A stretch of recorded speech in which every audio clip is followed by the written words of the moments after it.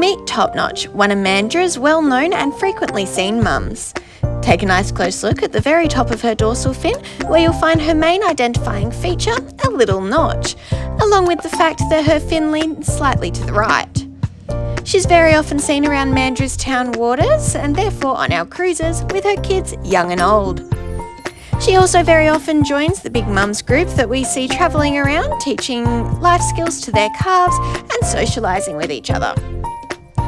Topnotch's eldest calf is Beaky, born in 2011, with a distinct deformed jaw.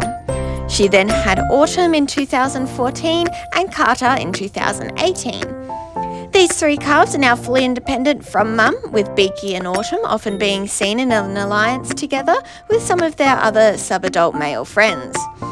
Carter is still often seen with her mum or her brothers.